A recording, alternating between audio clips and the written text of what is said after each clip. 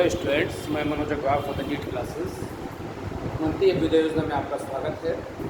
आज का जो आपका टॉपिक है वो स्ट्रक्चरल ऑर्गेनाइजेशन एनिमल्स।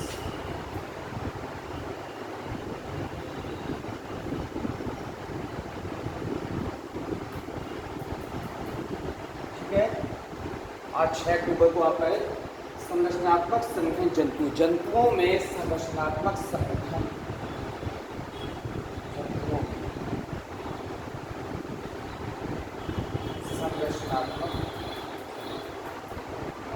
वास्तव में जंतुओं का शरीर जो है मल्टी सेलुलर एनिमल्स हैं, उसमें टिश्यू से मिलकर ऑर्गन से मिलकर ऑर्गन सिस्टम, इनसे जो बना होता है उसी के बारे में हमको पढ़ना है कि वास्तव में संरचनात्मक संगठन कैसा होता है।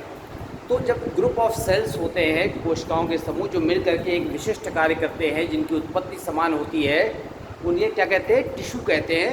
तो टिश्यू से शुरुआत करते हुए हम यहाँ पर 4 अलग अलग प्रकार के ऊतक में आएंगे। एपिथेलियल ऊतक होता है, संयोजी ऊतक होता है, पेशी ऊतक होता है, तंत्रिका ऊतक होता है। आज हम आपको सिस्टमेटिक चारों पार्ट स्टडी करेंगे। ठीक है, तो जंतुओं में जो मल्टीसेलुलर एनिमल्स होते हैं उनमें संरचनात्मक संगठन कैसे हो सकता है? सबसे पहले वर्ड आता है यहाँ पर टिश्यू, जिन्हें कहते हैं ऊतक। क्या है यहाँ पर? Group of cells having same origin,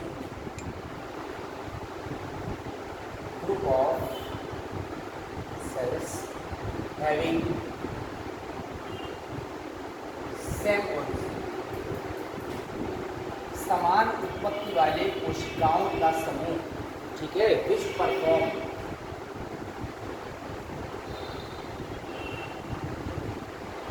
specific function, जो मिलकर एक विशिष्ट कार्य करते हैं, उसे क्या कहते हैं यहाँ पर? ऊतक।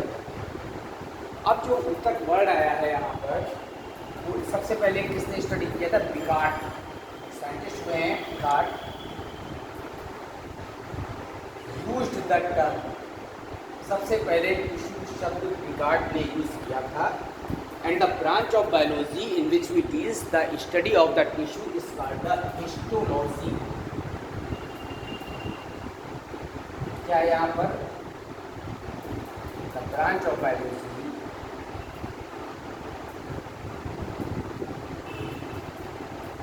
इन which we deals the study of tissue is called या नोन एज, क्या कहते हैं इसको? कोशिकाओं का ऐसी विज्ञान की शाखा जीव विज्ञान की जिसमें हम ऊतकों का अध्ययन करते हैं, उसका क्या वर्ड यूज़ करते हैं? उसको हिस्टोलॉजी वर्ड यूज़ करते हैं यहाँ के। अब जो हिस्टोलॉजी है यहाँ पर आपको इसे ध्यान रखना है कि सबसे पहले जो फॉर्मर जो मार्सेलो मैक्गी थे और टर्म ये था मायर। Term histology was used by given by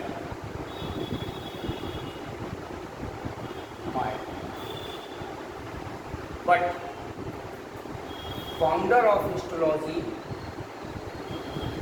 जो हिस्टोलॉजी के फाउंडर हैं, जनक, वो कौन है यहाँ पर? वो है मार्सेलो मैक्गी।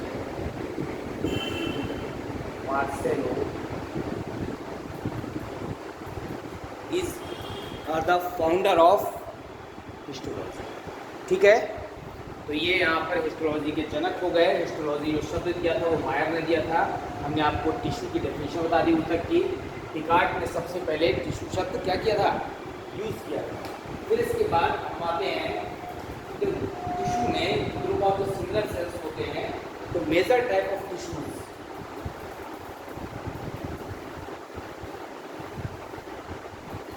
पढ़ेंगे हम यहाँ पर मेजर टाइप्स ऑफ ऊतकों के जो मेजर टाइप्स होते हैं, तो यहाँ पर कितने हैं? सब 4 टाइप्स। कौन कौन से 4 होते हैं यहाँ पर? देखिए, this is the epithelial tissue,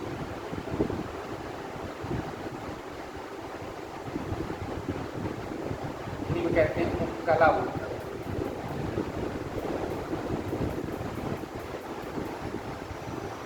connective tissue,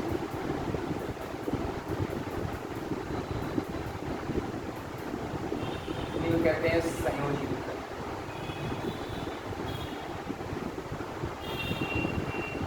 फिर यहाँ पर मस्कुलर टिश्यू,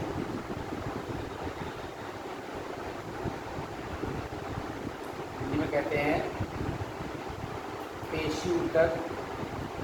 और फिर है यहाँ पर नर्वस टिश्यू, क्या कहेंगे इसको,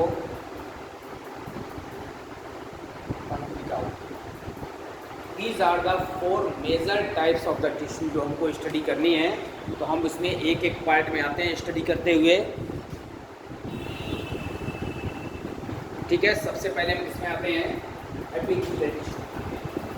इसको ऊपर लिखते हैं, थोड़ा सा स्पेस हो जाएगा।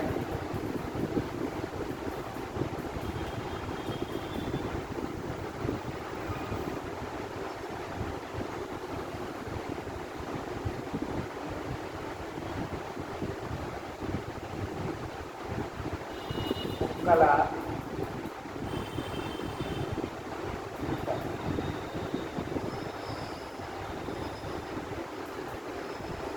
अब आपको पता है कि जो शरीर के एक्सटर्नल सरफेस पर पाया जाता है जो कैसा कहलाता है, कला ऊतक कहलाता है। एक्टोडर्म से एंडोडर्म हो सकता है, में भी एक्टोडर्मल, मेसोडर्मल और में भी एंडोडर्मल। 3 कैटेगरी का हो सकता है। ठीक है, एक्टोडर्मल माने 3 लेयर होती है, आपको पता है, ectoderm, mesoderm, endoderm. 3 germ layer से मिलकर के ह्यूमन बींग्स का या मल्टी सेल एनिमल्स का शरीर बनता है। तो जो सबसे बाहर की परत होती है उसको एक्टोडर्म कहते हैं, वो बीच की होती है उसको मेसोडर्म कहते हैं, जो इनर होती है उसको एंडोडर्म कहते हैं। इन 3 में से किसी भी एक लेयर से एपिथेलियल टिश्यू बन सकता है। हिंदी में उपकला ऊतक कहते हैं। शरीर में एक्सटर्नल सरफेस पर प्रोटेक्शन का कार्य करता है ताकि जर्म्स अंदर इंटर ना कर सकें। अब यहाँ पर जो वर्ड एपिथेलियम है, एपिथेलियम शब्द गिवन बाय रोइश ना, रोइश ने सबसे पहले एपिथेलियम, एपी मने अपॉन, थीलियम मने क्या, लेयर। तो जो एक्सटर्नल लेयर होती है उसको एपिथेलियम बोलते हैं। यहाँ पर जो सेल्स होती हैं, सेल्स ऑफ एपिथेलियल टिश्यू, ये टिश्यू की कोशिकाएं हैं, आर कॉम्पैक्टली अरेंज्ड, कैसी होती हैं, आपस में सघन रूप से जुड़ी होती हैं। ठीक है, विदाउट वैस्कुलर सप्लाई, किसी भी प्रकार का ब्लड सर्कुलेशन इसमें प्रोवाइड नहीं होता। ठीक है, आपस में जोरदार तरीके से कॉम्पैक्टली क्या होती हैं, जुड़ी होती हैं और बॉडी सरफेस को कवर करती हैं। एंड इंटरसेलुलर स्पेसेस, जो इंटरसेलुलर स्पेसेस होते हैं आर अंतराकोशीय अवकाश, अंतराकोशीय अवकाश नहीं पाए जाते। ठीक है, अब अंतराकोशीय अवकाश भी नहीं है, कॉम्पैक्टली अरेंज्ड सेल्स हैं, ब्लड सप्लाई भी नहीं है और covers the body surface.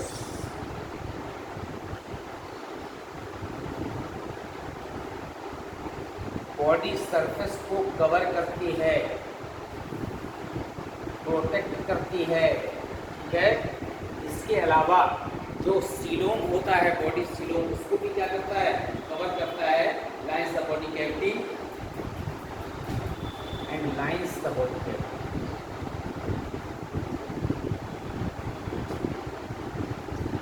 Body cavity को या सीलोम को कवर, ठीक है। अब इसमें जो सेल्स हैं ये 9 से बेसमेंट मेम्ब्रेन पर डिपॉजिट रहती हैं।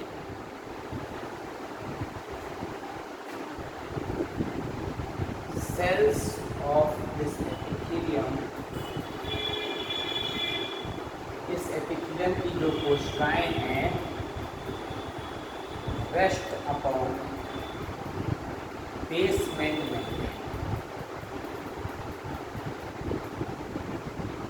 आधार कला के ऊपर इसकी कोशिकाएं रखी होती हैं। इस प्रकार का जो टिश्यू है वो एपिथेलियल टिश्यू कहलाता है। एपी मने बाहर और थीलियम मने लेयर। तो पूरे तरह से बॉडी को प्रोटेक्ट करने का कार्य एपिथेलियम कर रहा है, जिसकी uppermost cell non living होती है, डेड होती है। अब यहाँ पर हम आते हैं टाइप्स ऑफ एपिथेलियम।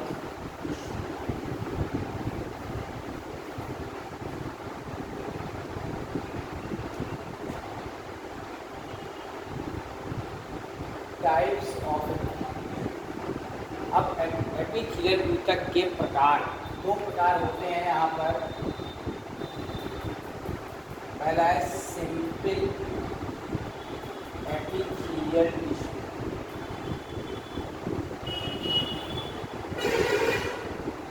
सरल उपकला,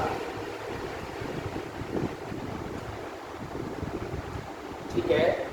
उसके बाद जो दूसरा लेयर है यहाँ पर वो है compound epithelial tissue, compound epithelial, ठीक है। संयुक्त एपिथेलियल, हमको दोनों के बारे में पढ़ना है। पहले हम किसमें आते हैं, सिंपल एपिथेलियल टिश्यू में आते हैं।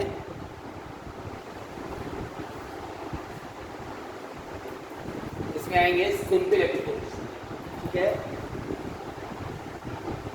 ये जो सरल कला ऊतक है ये कैसी होती है, यहाँ पर सिंगल लेयर होती है।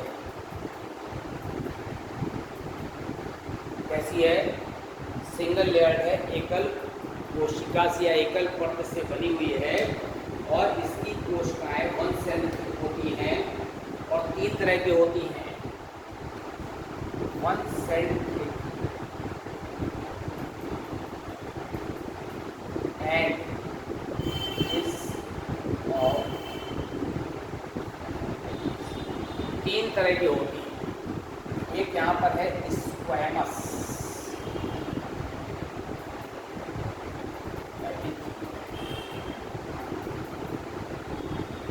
दूसरा होता है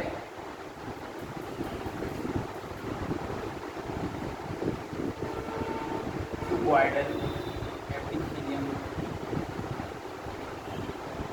और तीसरा होता है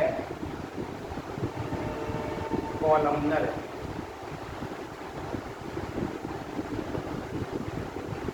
डिफरेंस देखिए, स्क्वैमस कैसी होती है, फ्लैट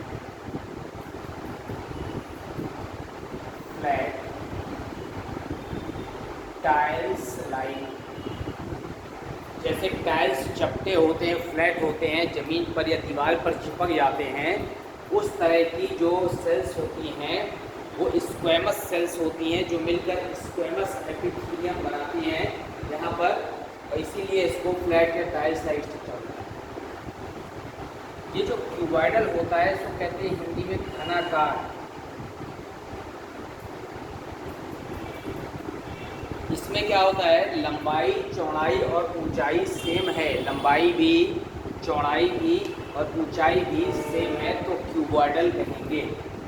और कॉलमनर एपिथेलियम को हिंदी में कहते हैं स्तंभाकार, पिलर लाइन।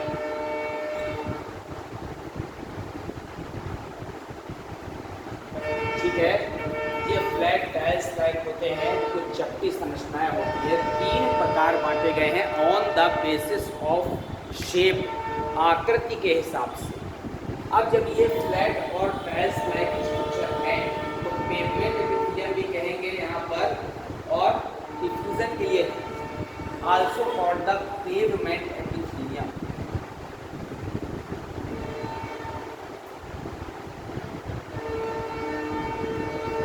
कहाँ पाए जाएंगे यहाँ पर? ऐसी एपिथेलियम उस जगह पाई जाएगी कि जहाँ पर बॉडी को प्रोटेक्शन देना है, और फंक्शन क्या है इसका यहाँ पर? Protection and diffusion. जहाँ पर सुरक्षा भी मिल रही हो और क्या मिल रही हो? विसरण क्रिया के लिए रिस्पॉन्सिबल हो, डिफ्यूजन हो रहा हो यहाँ पर। तो एल्व्यूलर एपिथेलियम में है बॉमेन कैप्सूल की लाइन। एग्जाम्पल क्या है इसमें?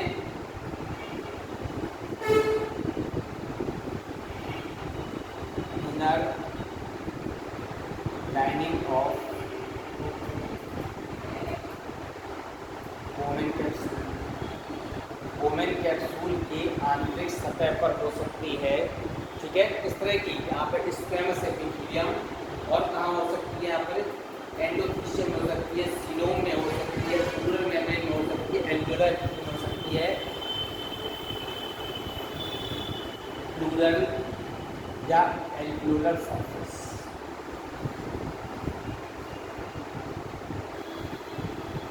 इस तरह की एपिथेलियम इन जगहों पर हो सकती है।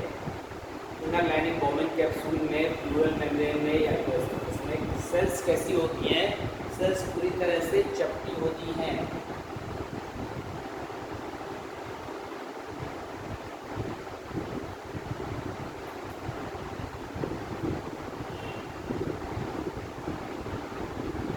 ये है यहाँ पर स्क्वैमस। क्यूबॉइडल एपिथेलियम का अगर हम सरफेस का स्ट्रक्चर बनाएं तो जो घनाकार कोशिकाएं होती हैं यहाँ पर क्यूबॉइडल होती हैं, और जर्मिनल एपिथेलियम में और असेंडिंग लूप ऑफ हेनले पाई जाती हैं।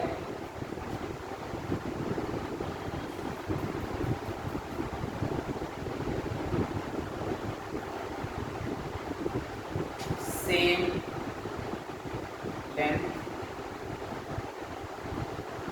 ब्रीथ एंड हाइट, हर चीज़ सेम, ठीक है। कहाँ पाई जाएगी? एग्जाम्पल क्या होगा? क्यूबॉइडल जो एपिथेलियम है, घनाकार कोशिकाएं, वो घनाकार कोशिकाएं यहाँ पर एनले के असेंडिंग लूप में, कलेक्टिंग डक्ट में, जर्मिनल एपिथेलियम, ठीक है। Ascending loop of Henle, Henle के असेंडिंग लूप में पाया जाएगा, ठीक है। और जनन एपिथेलियम में भी इस तरह की कोशिकाएं या लेयर पाई जाती है। कॉलमनर एपिथेलियम में अगर आप देखें,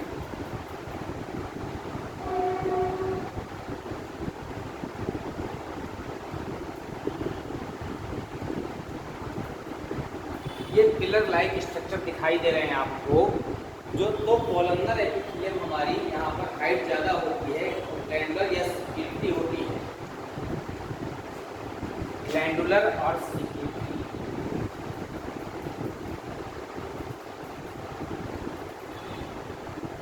ठीक है, एग्जाम्पल कहाँ पाया जाएगा? पैंक्रियाज यानी अग्न्याशय एंड गॉल ब्लैडर।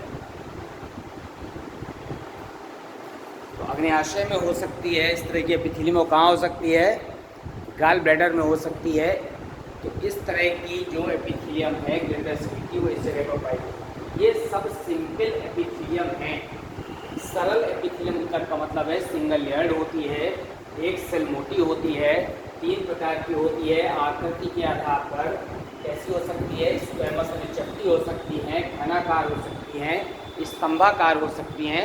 इनमें से किसी भी शेप की एपिथेलियम हो सकती है, तो सभी मिलकर क्या कहलाएंगे? सिंपल या घनाकार कहलाएंगे। अब इसमें यहाँ पर स्टमक और इंटेस्टाइन भी हो सकता है, गॉल ब्लैडर भी हो सकता है ना, स्टमक में हो सकता है, इंटेस्टाइन में हो सकती है, आंत में। इसके बाद हम आते हैं स्पेशलाइज्ड एपिथेलियम तक।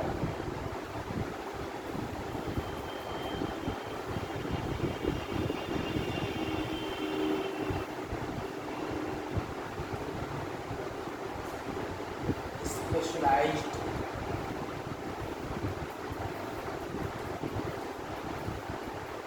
एपिथेलियल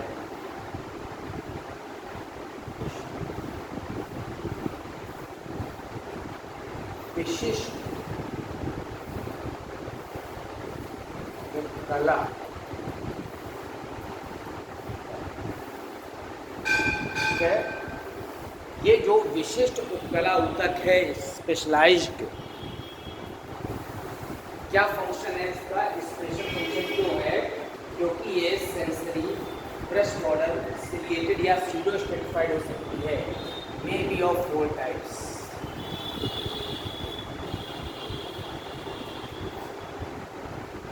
कैसी कैसी हो सकती है?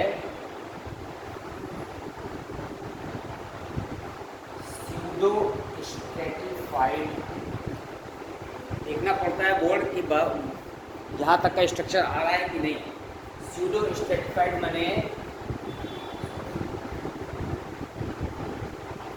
स्यूडो माने होता है फॉल्स, स्ट्रेटिफाइड माने लेयर्ड। इसका मतलब है ये फॉल्स लेयर्ड है, यहाँ पर बहुत सारी लेयर्स नहीं है, तो स्यूडो स्ट्रेटिफाइड हो गया ए नंबर। ठीक है, आभासी बहुस्तरीय। फिर इसके बाद हो सकती है यहाँ पर पिगमेंटेड, रंगायुक्त। ठीक है, सी नंबर हो सकती है यहाँ पर कैसी? सिलिएटेड, पक्षमाभी। बोर्ड कवर कर रहा है ना यहाँ तक? हाँ ठीक है।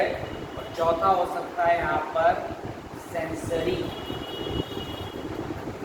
या न्यूरोसेंसरी, वर्ड और जोड़,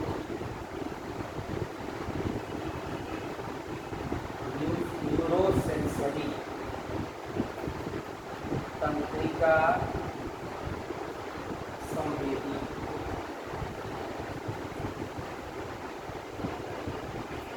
ठीक है, स्यूडो स्ट्रेटिफाइड, पिगमेंटेड, सिलिएटेड और न्यूरोसेंसरी। अब आपका जो स्यूडो स्ट्रेटिफाइड है ये सिंगल लेयर्ड है,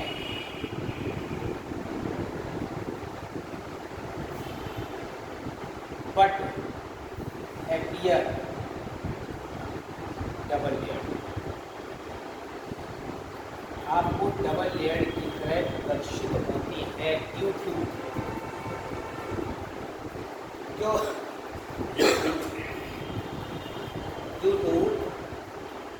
डिफरेंट हाइट। जो सेल्स की हाइट है, उस सेल्स की हाइट ज़्यादा है, उस सेल्स की हाइट कम है, इसलिए आपको यहाँ पर स्यूडो स्ट्रेटिफाइड हाइट दे सकती हैं और ट्रैकिया और ब्रोंकाई पाई जाती है। Example trachea and bronchus. श्वास नली में और श्वसनी में जो हमारी श्वास नली जा रही है ट्रैकिया, और ब्रोंकस, जब श्वास नली दो पार्ट में डिवाइड करती है तो उसको ब्रोंकस कहते हैं। पहले प्राइमरी कहते हैं, बाद में सेकेंडरी कहते हैं। तो इनमें स्यूडो स्ट्रेटिफाइड एपिथेलियम हो सकती है। दूसरी जो है यहाँ पर स्पेशलाइज्ड एपिथेलियल टिश्यू में, विशिष्ट एपिथेलियल टिश्यू, उसमें पिगमेंटेड जो एपिथेलियम है, पिगमेंटेड, तो जो पिगमेंटेड एपिथेलियम है हमारी यहाँ पर, तो ब्रश बॉर्डर हो सकते हैं उसमें और सेंसरी हो सकते हैं। तो इसकी जगह हम यहाँ पर ब्रश बॉर्डर वाले भी लिख सकते हैं। क्या लिख सकते हैं? Brush border.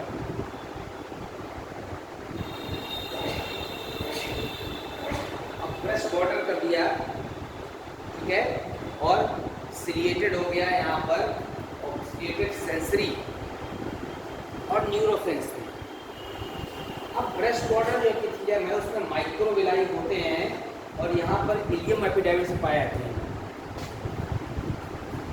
कंटेन्स माइक्रोविलाई, सूक्ष्मांकुर होते हैं इसमें। अब सूक्ष्मांकुर जब पाए जाएंगे तो इसका एग्जाम्पल क्या होगा, कहाँ कहाँ पर माइक्रोविलाई या सूक्ष्मांकुर पाए जाते हैं? तो पाए जाते हैं एपिडाइडमिस। एपिडाइडमिस जानते हैं, जो हमारी यहाँ पर सबसे पहले टेस्टिस वृषण होता है, वृषण के बाद जो नलिका वाइल्ड होती है कॉमा की आकृति की, उसको एपिडाइडमिस बोलते हैं। वहाँ पर इस तरह की रचना पाई जा सकती है और इसके बाद इलियम में पाई जा सकती है। तीसरी प्रकार की जो यहाँ पर एपिथेलियम है वो है सिलिएटेड। तो सिलिएटेड जो एपिथेलियम है उसमें पक्ष में पाए जाते हैं, ठीक है, कंटेन्स सिलिया।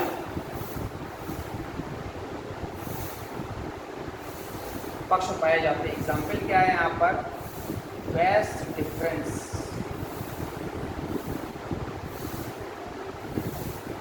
हिंदी में कहते हैं शुक्रवाहिनी। शुक्राणुओं को ले जाने वाली जो नलिका है उसमें सिलिया पाए जाते हैं। पक्ष के आधार पर हमारे स्पर्म कहाँ बढ़ते हैं, आगे की तरफ बढ़ते हैं। और वैस डिफरेंस के अलावा यहाँ पर ओविडक्ट में भी पाया जा सकता है, एंड ओविडक्ट।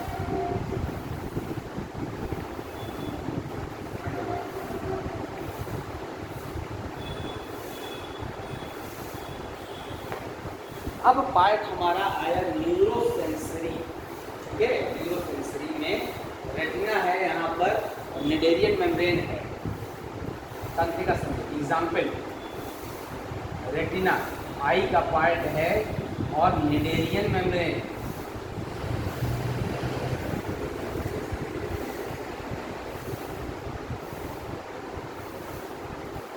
निडेरियन कला में पाई जा सकती है इस तरह के एपिथेलियम। ये विशिष्ट ऊतक है। अब हम इसके बाद आते हैं यहाँ पर कंपाउंड एपिथेलियल टिश्यू। कंपाउंड अभी रह गया, अभी हमने नहीं पढ़ा था compound epithelial tissue.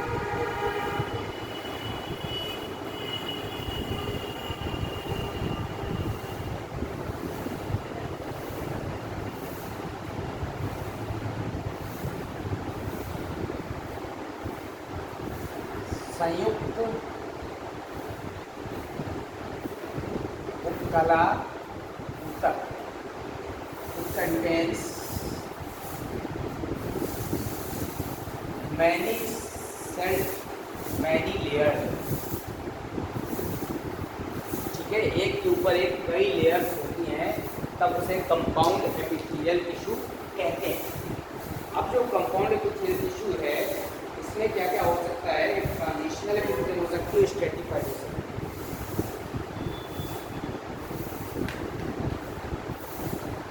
Transitional epithelium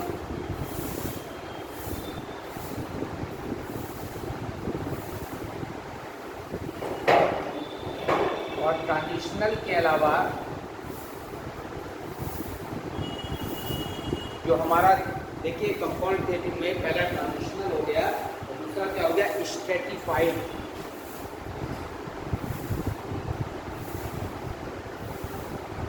stratified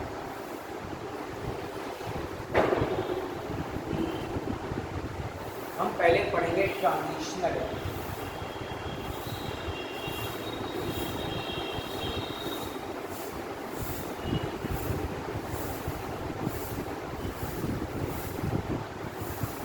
transitional epithelium ऐसी जगहों पर पाई जाती है 2 से 6 लेयर की होती है और बेसमेंट मेम्ब्रेन नहीं होती, आधार कला नहीं पाई जाती। बेसमेंट जिस पर सेल्स सपोर्ट पा रही वो नहीं पाई जाती, बेसमेंट मेम्ब्रेन। आधार कला इसमें नहीं पाई जाती। ऐसी एपिथेलियम पाई जाएगी यूनाइटेडर, यूरेटर और पेल्विस में। फंक्शन ऑफ स्ट्रेचिंग, खिंचाव ले सकती है। एग्जाम्पल क्या है, यूरिनरी ब्लैडर और पेल्विस। यूरिनरी ब्लैडर में यूरिन भरता जाता है तो उसका साइज़ बढ़ता जाता है तो खिंचाव ले सकती है। यहाँ पर भी ट्रांजिशनल एपिथेलियम पाई जाती है। अब हम ट्रांजिशनल के बाद आ जाएंगे किसमें, स्ट्रैटिफाइड एपिथेलियम में, बी नंबर के part.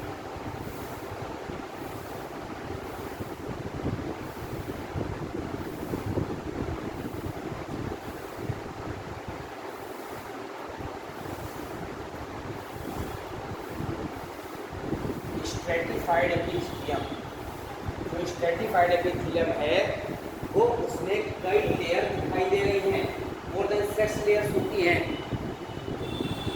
More than 6 layers rest upon basement membrane. ये आधार कला पर उपस्थित होती हैं।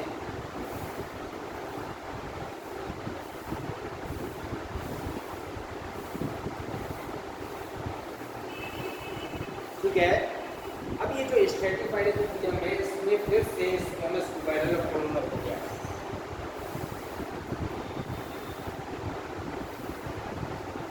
स्ट्रैटिफाइड स्क्वैमस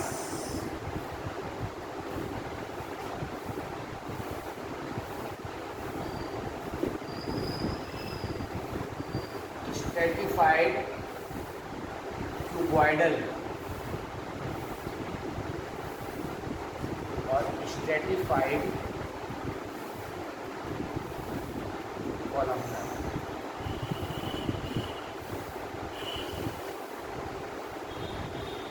शेप सेम है। स्क्वैमस आपको पता है कैसी होती है, चपटी होती हैं।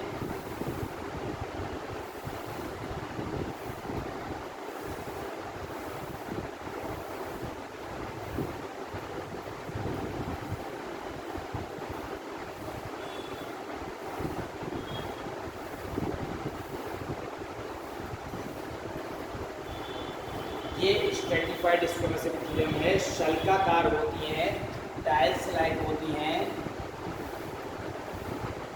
लेकिन क्या है, मल्टी लेयर्ड है। कई लेयर एक के ऊपर एक पाई जाती है और इस तरह की जहाँ सेल्स पाई जाती है वहाँ पर घर्षण ज़्यादा होता है। ठीक है, buccal cavity, vagina etcetera example. चबाते हैं बार बार यहाँ बक्कल कैविटी के अंदर, वेजाइना। ठीक है, जहाँ पर फ्रिक्शन की संभावना ज़्यादा होती है और स्किन में, कॉर्निया में, स्किन कॉर्निया, क्यों? क्योंकि ये क्या करती है, घर्षण को, बार बार फ्रिक्शन होता है तो फ्रिक्शन को काफ़ी हद तक बर्दाश्त कर लेती है। तो ये स्ट्रक्चर। अब ये यहाँ पर फिर से हम ऐसा स्ट्रक्चर बना दें।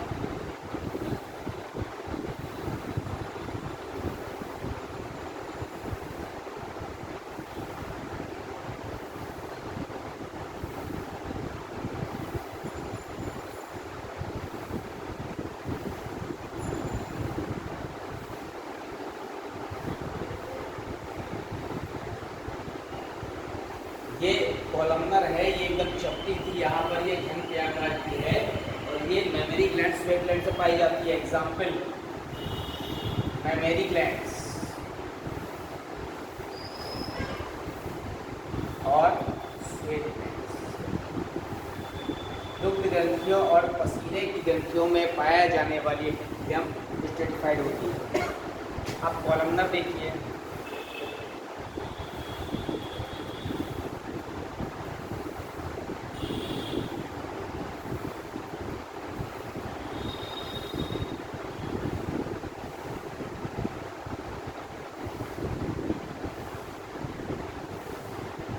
ये पिलर लाइक होती है कि एक सपोर्ट मिला होता है और ये जो है एम्ब्रियोनिक टिश्यू पाई जाती है। Example, embryonic tissue.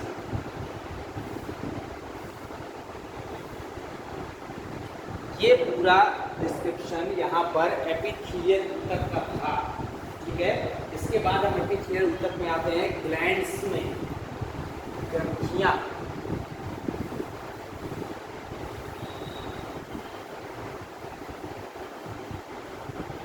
इसमें आ जाएंगे ग्लैंड्स।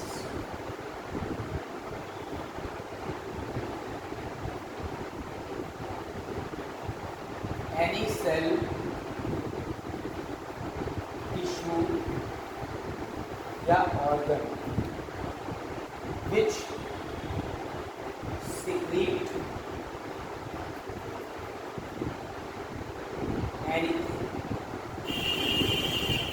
जो किसी विशेष पदार्थ को स्रावित करती है, is known as gland।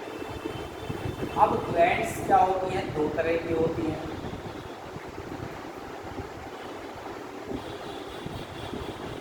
Exocrine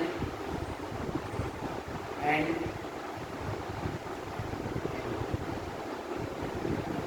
क्या कहते हैं इसको? तो कहते हैं बाह्यस्रावी। इसको क्या कहते हैं? अंतःस्रावी। हमको अभी ये वाली पता। एक्सोक्राइन, एक्सो माने होता है आउटसाइड, क्राइन बना है क्राइनिन से, क्राइनिन माने होता है टू सीक्रेट। जो किसी विशेष पदार्थ को बाहर स्रावित करे, मतलब नलिका से लेगा। जैसे आपके घर बाथरूम है तो पानी का वाटर पाइप, ड्रेनेज जो पाइप होता है, वो पानी को ले जाके किसी दूर टारगेट तक पहुंचा देता है, सब जगह नहीं फैलता पानी, तो इसे यहाँ पर कहते हैं ट्यूब, ठीक है, या डक्टफुल ग्लैंड।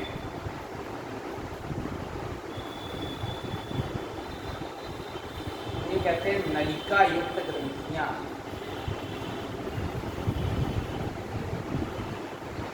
अभी हमको ये नहीं पढ़ना है, ये एंडोक्राइन में, एंडो माने होता है इनसाइड, क्राइन माने होता है टू सीक्रेट। यह डक्टलस ग्लैंड बिना किसी नलिका के पदार्थ को स्रावित करते हैं, विसरित कर देते हैं, डक्टलस ग्लैंड से हैं। और ये जो स्रावित करते हैं इसलिए ये हार्मोन कहलाता है। अभी हमको ये वाला नहीं पढ़ना है, हमें क्या पढ़ना है? एक्सोक्राइन पढ़ना है। तो हम यहाँ पर आ जाते हैं कि इसमें एक्सोक्राइन ग्लैंड में जो किसी नलिका द्वारा पदार्थ को बाहर ले जा रहे हैं, ये एक्सोक्राइन।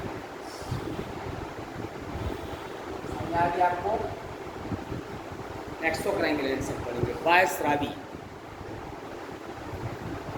अब जो एक्सोक्राइन ग्लैंड्स हैं यहाँ पर, वो सिक्रीशन के आधार पर 3 प्रकार की है। On the basis of type of secretion, Shravan के प्रकृति के आधार पर एक्सोक्राइन ग्लैंड्स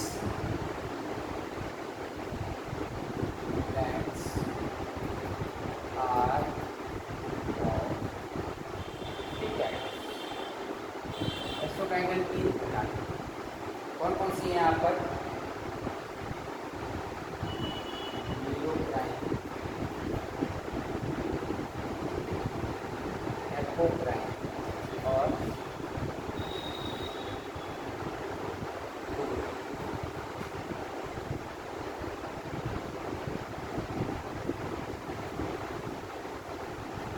मैरोक्राइन, एपोक्राइन और होलोक्राइन। मैरोक्राइन को एक्क्राइन भी कहते हैं। यहाँ पर वाटरी सिक्रीशन होता है,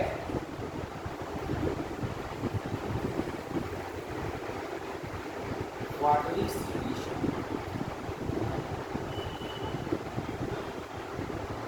डिफ्यूजेस आउट।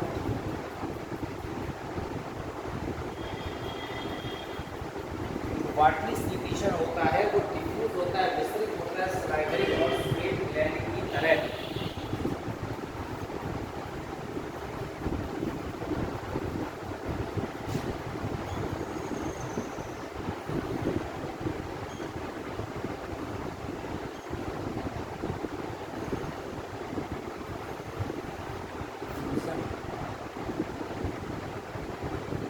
एग्जाम्पल क्या है?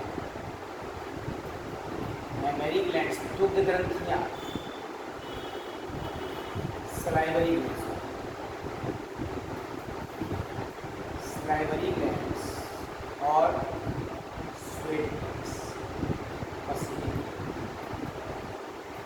डिफ्यूजन के द्वारा पदार्थ बाहर होते हैं। फिर होता है एपोक्राइन। एपोक्राइन देखिए,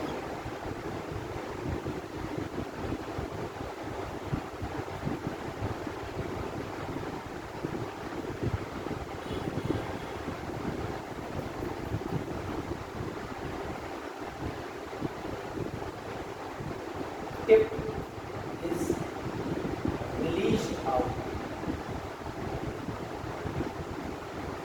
with secretion। यहाँ पर जो स्रावित पदार्थ है वो टिप में, एपेक्स में इकट्ठा हो जाता है और जो टिप है वो यहाँ से पूरी पूरी क्या हो जाती है, रिलीज हो जाती है। तो जो मेमरी ग्लैंड्स होती हैं यहाँ पर वो एपोक्राइन है। एग्जाम्पल,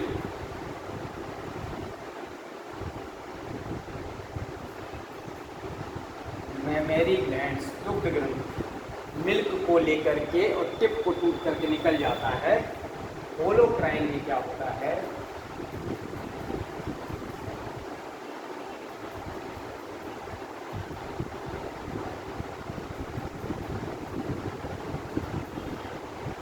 पूरा पूरा होल ग्लैंड, ठीक है,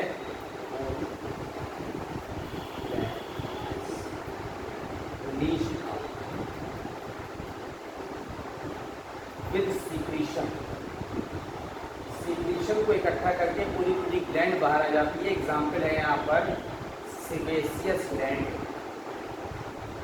सेबेशियस को ऑयल ग्लैंड भी कहते हैं। तो तेल ग्रंथियाँ होती हैं उसमें पूरी पूरी सेल ही यहाँ पर रिलीज आउट हो जाती है, निकल जाती है, बाहर आ जाती है, ठीक है। फिर हम आते हैं यहाँ पर, ये एपिडर्मल टिश्यू का पार्ट कंप्लीट हो गया। एपिडर्मल टिश्यू में एपिडर्मिस था और क्या था, ग्लैंड्स थे। हम किस में आते हैं, कनेक्टिव टिश्यू में आते हैं, संयोजी ऊतक। आप पढ़ रहे हैं जंतुओं में संरचनात्मक संगठन किस प्रकार से बने हुए हैं। कनेक्टिव टिश्यू क्या कहते हैं, संयोजी ऊतक। टिश्यू विच कनेक्ट्स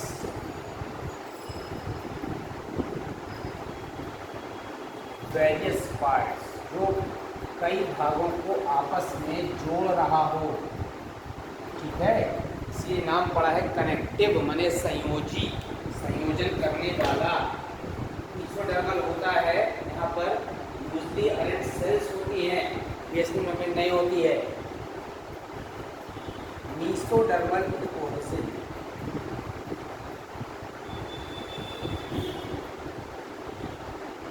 कैसा होता है, मेसोडर्मल होता है। Cells are loosely arranged, cells होती हैं वो ढीली ढाली लगी होती हैं। एंड लॉट ऑफ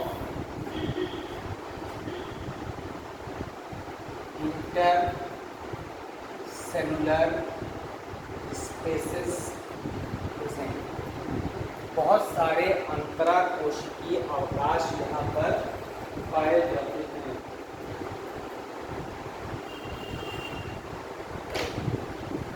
अब बेसमेंट मेम्ब्रेन जो होती है, बेसमेंट मेम्ब्रेन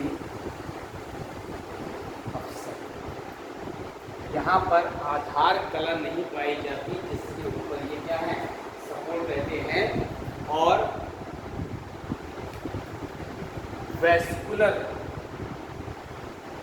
वेस्कुलराइज्ड होते हैं, माने ब्लड सप्लाई होती है, ब्लड सप्लाई। इस प्रकार का जो ऊतक होता है वो संयोजी ऊतक कहलाता है, ठीक है। अब संयोजी ऊतक में हम यहाँ पर उसके टाइप्स पढ़ लेते हैं कि प्रॉपर है कि स्पेशलाइज्ड है।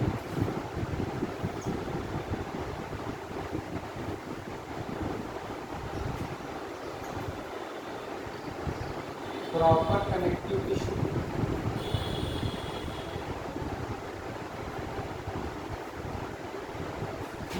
स्पेशलाइज्ड,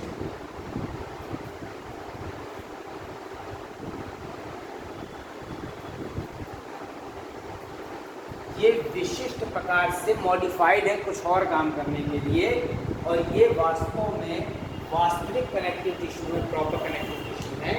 और प्रॉपर कनेक्टिव टिश्यू को फिर से डिवाइड कर दिया है लूज और dense connective tissue. Second differentiated to the loose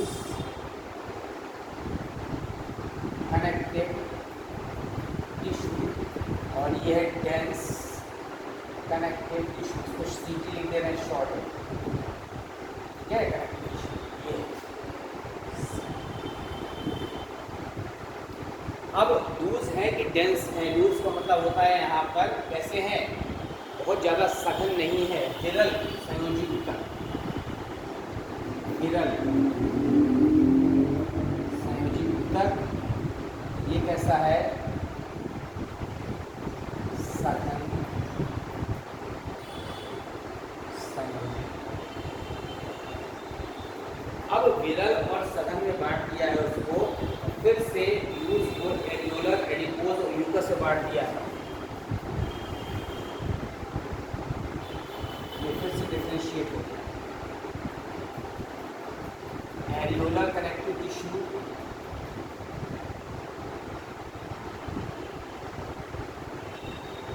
adipose connective tissue. देखिए एरियोलर हो गया, एडिपोज हो गया, तीसरा म्यूकस हो गया।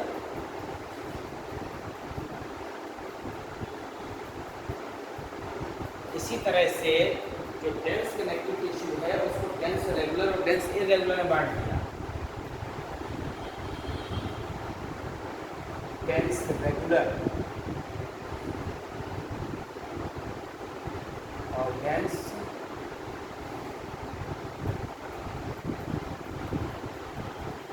ये प्रॉपर कनेक्टिव टिश्यू का डिवीजन है। जबकि आप देखिए स्पेशलाइज्ड को स्केलेटल और फ्लूइड में बांट दिया है, इसको डिवाइड किया है यहाँ पर स्केलेटल कनेक्टिव टिश्यू, और ये है यहाँ पर फ्लूइड कनेक्टिव टिश्यू। स्केलेटल को फिर से बांट दिया है कार्टिलेज और बोन में, कार्टिलेज और बोन में इसको डिवाइड कर दिया है ब्लड और लिम्फ। ठीक है, ये पूरा डिटेल चार्ट है इनका ऊतकों का कि किस तरह से ऊतकों को डिफरेंशिएट किया गया है। अब ये जो चार्ट बनाने के बाद हमें प्रॉपर कनेक्टिव टिश्यू पहले पढ़ना है, स्पेशलाइज्ड बाद में पढ़ना है, तो हम यहाँ पर इसको इरेज कर देते हैं। प्रॉपर कनेक्टिव टिश्यू पढ़ रहे हैं, इसमें सबसे पहला आ रहा है लूज और फिर आ रहा है डेंस। तो हम इसको पढ़ेंगे यहाँ पर लूज कनेक्टिव टिश्यू में कौन सा, एरियोलर। नंबरिंग सही रखेंगे। कनेक्टिव टिश्यू में दो पार्ट है, इसको ए मान लेते हैं, इसको स्मॉल ए मान लेते हैं, इसको यहाँ पर फर्स्ट पार्ट मान लेते हैं एरियोलर। हिंदी में कहते हैं वायवीय संयोजी ऊतक।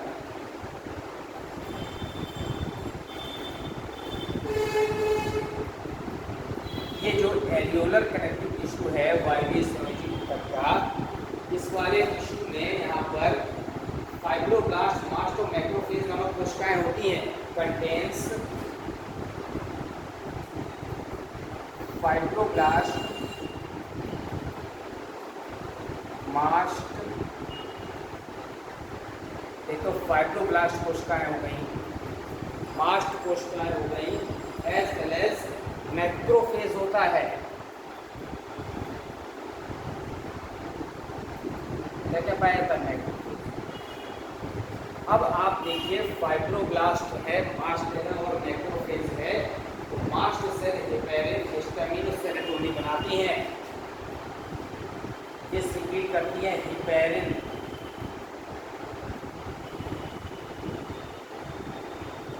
हिस्टामिन और सेरोटोनिन। ठीक, अब जो आपकी हेपेरिन है वो प्रतिजामन है, एंटीकोगुलेंट है, आपको पता है। जो हमारा हिस्टामिन होता है वो वैसोडाइलेटर है,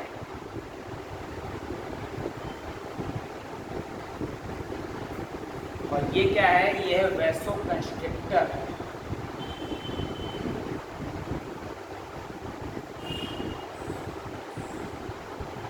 तो जब ये वैसोडाइलेटर है तो बीपी को क्या कम कर देगा कम, और ये बीपी को क्या कर देगा ज़्यादा। समझ रहे हैं? ठीक है, तो वायवीय संयोजक, और ये क्या है, ये एंटीकोगुलेंट। सब का फंक्शन आपको अलग अलग पता है, क्या क्या पदार्थ स्पीक करते हैं, और इसमें येलो और वाइट फाइबर्स होते हैं। इसके अलावा क्या होता है, इसमें येलो एंड वाइट फाइबर्स होते हैं। अब पीले और श्वेत जो संयोजी ऊतक या तंत्र होते हैं उसमें डिफरेंस ये होता है कि जो कोलेजन और कौन सी प्रोटीन होती है, यहाँ पर इलास्टिन। तो येलो वाले में इलास्टिन प्रोटीन होती है, इलास्टिन प्रोटीन, और इसमें कौन सी होती है, कोलेजन प्रोटीन। तो इसका फंक्शन क्या है, इलास्टिसिटी, प्रत्यास्थता। ऐसी जगह पर पाई जाती है जहाँ पर इलास्टिक लोच होती है, और ये क्या देता है, रिजिडनेस देता है, दृढ़ता। ये हमारा एरियोलर कनेक्टिव टिश्यू था। दूसरा टिश्यू पाया जाता है कौन सा, यहाँ पर दूसरी category, adipose tissue. Second number adipose tissue. Adipose word fat से आता है, वसी ऊतक फैट कहाँ कहाँ पर डिपॉजिट रहता है। तो एडिपोज टिश्यू में यहाँ पर फैट डिपॉजिट रहता है, हम्प में, ब्लबर में। एग्जाम्पल है हम्प, हम्प ऊपर किसमें होता है, कैमल में। तो ब्लबर होता है, किसमें होता है, हेड में होता है। ठीक है, फिर हमारे भी आई बॉल के नीचे यहाँ पर उसमें भी फैट इकट्ठा होता है। तो ब्राउन फैट होता है, ब्राउन फैट वो हाइबरनेटिंग एनिमल्स में होता है, जैसे फ्रॉग में, हाइबरनेटिंग एनिमल्स, और लॉट अमाउंट ऑफ ऊर्जा देता है। एग्जाम्पल फ्रॉग, ब्राउन फैट है, ये लॉट ऑफ एनर्जी देता है, ऊर्जा की मात्रा ज़्यादा होती है in comparison to normal fat. ये एडिपोज टिश्यू हो गया। इसके बाद हम आते हैं नेक्स्ट पार्ट में, कौन सा, म्यूकस कनेक्टिव टिश्यू, तीसरे पार्ट में।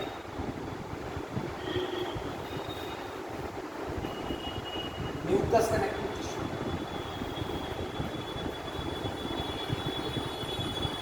श्लेष्म स्रावित करने वाला, इसका मेन फंक्शन होता है श्लेष्म स्रावित करना। वाटसन जेली कहते हैं, विट्रस में मिलकर कॉर्ड पाया था, कार्ड वाटसन जेली।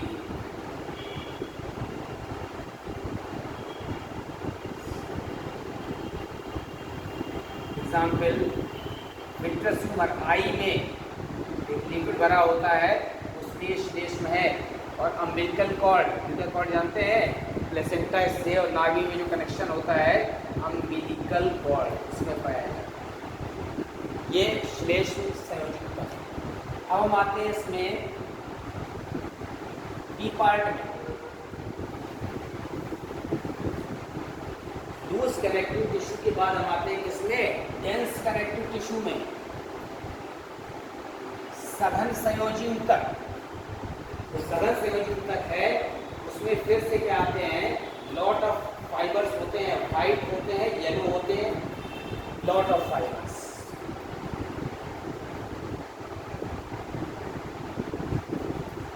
येलो हो सकते हैं, वाइट। और ये क्या देते हैं, रिजिडनेस देते हैं, मजबूती देते हैं। जो वाइट फाइबर्स होते हैं यहाँ पर वो क्या स्ट्रेंथ देंगे, किडनी पाया जाएगा, टर्मिनेशन पाया जाएगा टेंडन में, और ये लिगामेंट होते हैं, येलो वाले लिगामेंट में, लिगामेंट को हिंदी में क्या कहते हैं, स्नायु। और ये पाए जाते हैं टेंडन में, कंडरा।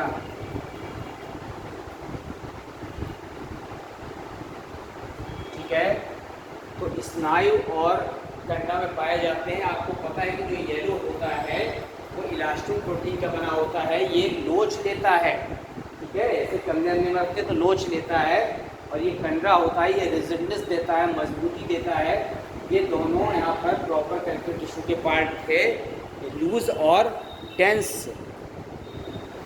अब इसके बाद लूज और डेंस के बाद हम आते हैं इसमें स्पेशलाइज्ड कनेक्टिव टिश्यू। तो जो स्पेशलाइज्ड कनेक्टिव टिश्यू है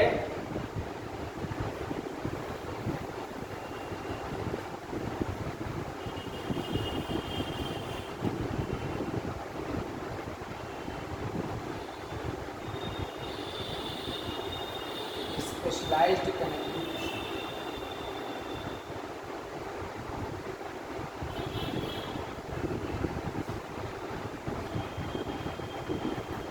विशिष्ट संयोजी ऊतक। ये जो विशिष्ट संयोजी ऊतक है ये यहाँ पर स्केलेटल पार्ट में डिवाइड किया गया है। स्केलेटल स्केलेटल टिश्यू और फ्लूइड कनेक्टिव दो पार्ट में बांट दिया है। आज हम यहाँ पर स्केलेटल टिश्यू का कुछ पार्ट लेते हैं, हिंदी में कहते हैं कंकालीय ऊतक।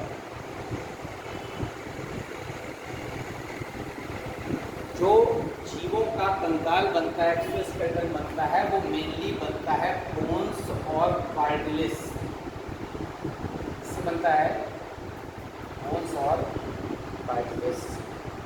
ठीक है, कार्टिलेज को हिंदी में उपास्थि कहते हैं,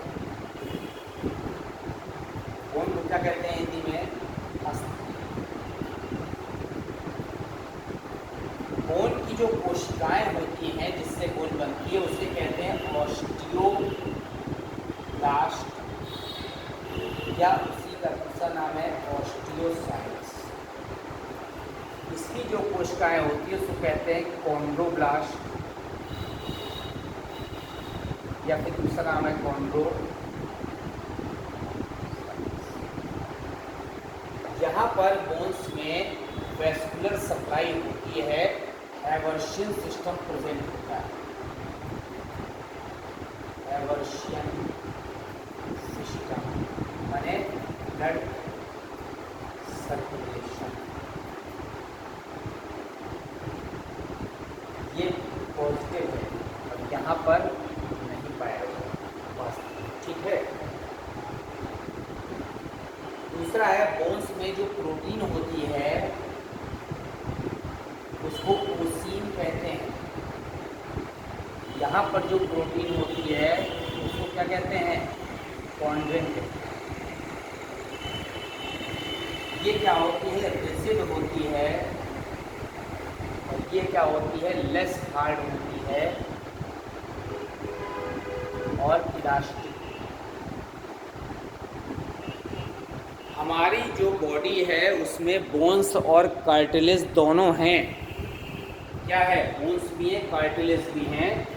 तो बोन्स जो है हमारा दृढ़ कंकालीय ऊतक है in comparison to cartilage. Cartilage ही पाई जाती है, जैसे कार्टिलेज में ये ईयर पिन्ना है, जो बाहर का भाग लटका हुआ है ये कार्टिलेज है। ये यहाँ पर नोज का जो टिप है ये क्या है, यहाँ पर उपास्थि। इसके अलावा यहाँ पर जो एपिग्लॉटिस है, ठीक है, जो है, जो ट्रैकियल रिंग्स हैं वो कार्टिलेजिनस हैं, उपास्थीय छल्ले उसमें भी पाए जाते हैं। तो आपके जो कंकाली ऊतक हैं, उस कंकाली ऊतक में बोन्स अलग हैं, कार्टिलेज अलग है। अब टाइप्स ऑफ बोन्स हमको पढ़ना है, टाइप्स ऑफ कार्टिलेज पढ़ना है, ताकि पता चले कि कौन कौन से कंकाली ऊतक आपके में यहाँ पर बॉडी को इन्फ्लुएंस कर रहे हैं। और कंकाली ऊतक का मतलब ये है कि आपके शरीर का क्या बना रहा है, कंकाल बना रहा है। तो आपके शरीर के कंकाल को बनाने में पार्टिसिपेट करने वाले ऊतक कंकाली ऊतक कहलाते हैं, जो संयोजी ऊतक के ही एक प्रकार हैं। जबकि इसका दूसरा पार्ट है फ्लूइड कनेक्टिव टिश्यू है। फ्लूइड कनेक्टिव टिश्यू में हमको क्या पढ़ना है, ब्लड और लिम्फ पढ़ना है। तो अब यहाँ पर जो बोन्स हैं, अब आप सोचें बोन्स तो एक ही प्रकार की होती हैं, तो बोन्स भी कई प्रकार की हैं। जैसे यहाँ पर रिप्लेसिंग बोन हम पढ़ेंगे, कार्टिलेजिनस बोन पढ़ेंगे, ठीक है, इन्वेस्टिंग बोन्स पढ़ेंगे। तो किस तरह से बोन का फॉर्मेशन हुआ है, किसी कार्टिलेज को हटाकर बना है तो उपास्थीजात होती है। डायरेक्ट वहाँ पर स्ट्रेबिस हो गई हैं, यहाँ पर तो इन्वेस्टिंग बोन है। अगर किसी मेम्ब्रेन नामक स्ट्रक्चर से बना है तो मेम्ब्रेन बोन है, ठीक है। अगर टेंडोन पर, कंडरा पर या जो है मसल्स पर में जो कैल्शियम डिपॉजिट हो गया है तो यहाँ पर एग्जाम्पल है पटेला, तो इस टाइप की बोन है, ठीक। तो बोन्स के प्रकार पढ़ने हैं, बोन्स बॉडी फॉर्मेशन कैसे करते हैं। कार्टिलेज के प्रकार पढ़ने हैं कि इलास्टिक कार्टिलेज है कि हाइलिन कार्टिलेज है। जो यहाँ पर कार्टिलेज एंड बोन्स में there is the differentiation between the bones and the cartilage. तो ये जो डिफरेंस है ये हमको देखना है। इसके बाद के नेक्स्ट टॉपिक में हम लोग इसी का सेकेंड पार्ट लेंगे, स्ट्रक्चर ऑर्गेनाइजेशन एनिमल्स का। उसमें हम पढ़ेंगे बोन्स और कार्टिलेज के बारे में, उसके बाद ब्लड और लिम्फ के बारे में। फिर हम आएंगे यहाँ पर मस्कुलर टिश्यू, पेशी ऊतक में, और पेशी ऊतक के बाद हम आएंगे इस वाले टॉपिक में तंत्रिका ऊतक में। तो आपको पता है कि जो 3 जर्म लेयर्स होती हैं उसी में जो नर्वस टिश्यू है, नर्वस टिश्यू भी पाया जाता है, ह्यूमन बींग्स में मोस्ट डेवलप्ड होता है। ओके।